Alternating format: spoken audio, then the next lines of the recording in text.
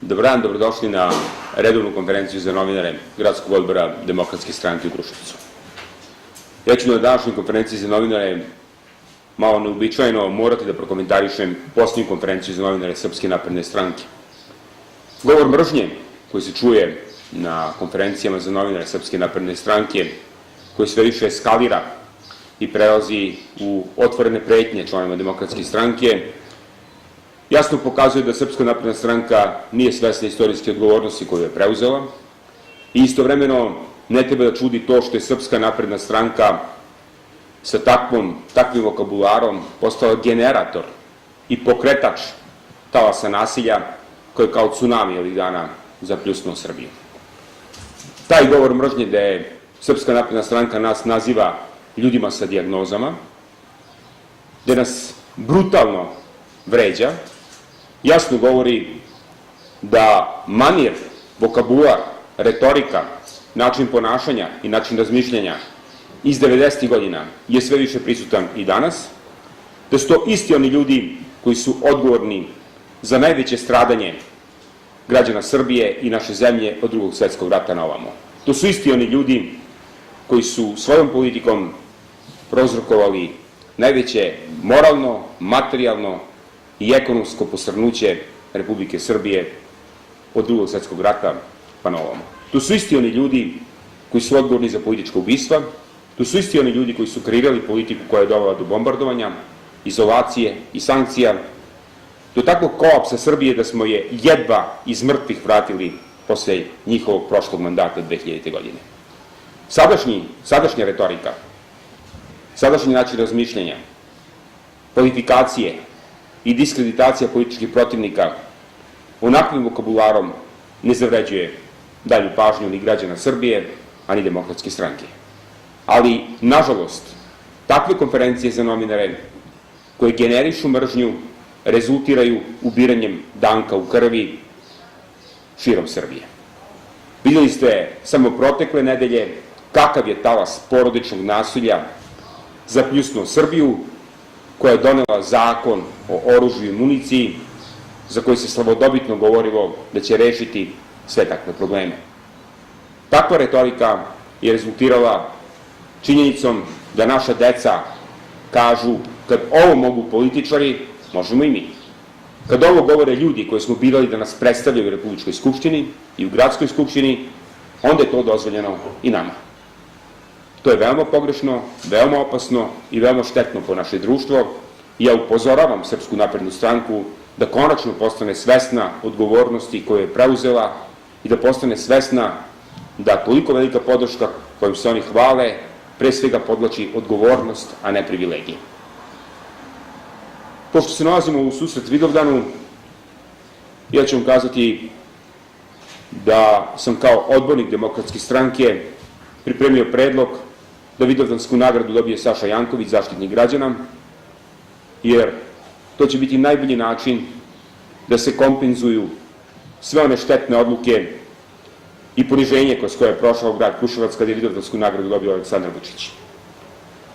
Saša Janković se nalazi na braniku institucije Zaštitnika svih građana ove zemlje. On ne brani samo građane, on brani i institucije ove zemlje. To je jedna od poslednjih institucija na koju jurišnici Srpske napredne stranke nasrću ne birajući sredstva i reči, zato što je njihov cilj da kao i za prošlog mandata ostave urušenu Srbiju i moralno, i materijalno, i ekonomski. Saša Janković, braneći instituciju Zaštitnika građana i pravo građana Republike Srbije da saznaju sve detalje svih afera koje čini Srpska napredna stranka, brani dostojanstvo svakog građanina Kruševca, brani ustavni poredak ove zemlje i na kraju krajeva brani naš grad. Zato mislim da je Saša Janković pravi primer kome treba dodeliti Vidovdansku nagradu ove godine. Takođe,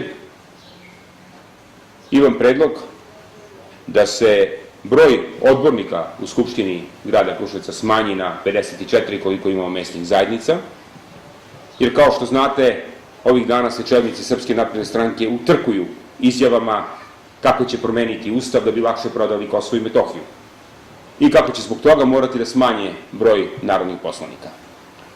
Ajmo da krenemo prvo od naše kuće. Promjena Ustava je vrlo zahtevan politički proces, ali promjena statuta grada je vrlo jednostavna. Ovim bi se ostvarile uštede u budžetu, a s druge strane grad Kruševac bi bio zastupljen kroz predstavljanje mesnih zajednica, a to bi dalje omogućilo da se odlučivanje u budžetu spusti na krajnje korisnike, a to su mesne zajednice. Zbog toga što je Srpska napredna stranka duboko zavukla ruku u džep građana Kruševca, mesne zajednice su ostavljene bez ikakvih sredstava, ne mogu da funkcionišu, niti da obave neophodne, elementarne poslove za dobrobit građana koji žive na teritoriji tih mesnih zajednica.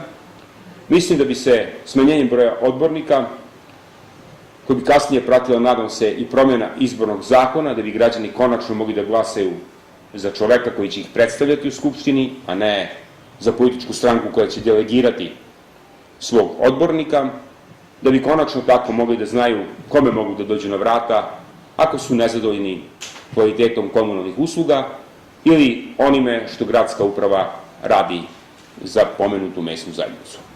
Smatram da je smanjenje broja odbornika dobar potez. Smatram da će time moći da se naprave ne samo uštede u budžetu, već da se naprave i uštede u toku izbornog procesa. Smatram da će se izborni proces učiniti lakšim za praćenje, jednostavnijim, jer ako samo za 20 ili 16 odbornika smanjimo broj odbornika koje imamo, i ako reduciramo određena biračka mesta, ali ne tako da građani ne mogu da ispolje svoju građansku volju, već da se omogući građanima da zaista dođu na birališta, takođe će se ostvariti uštede u budžetu. Skupština grada će funkcionisati mnogo efikasnije i ja se nadam da ćemo i mi konačno imati mogućnost da uspostavimo dijalog vlasti i opozicije u Skupštini grada Kruševca, kako ne bismo imali maratonske sednice koje traju u nedogled i kako ne bismo imali praksu da se sednice Skupštine grada zakazuju tek kada istekne onaj obavezujući zakonski rok od 90 dana, pa da se na sednicama Skupštine grada nagomila preko 120 tačaka dnevnog reda. Zahvaljujem. Ako imate pitanje, izvolite.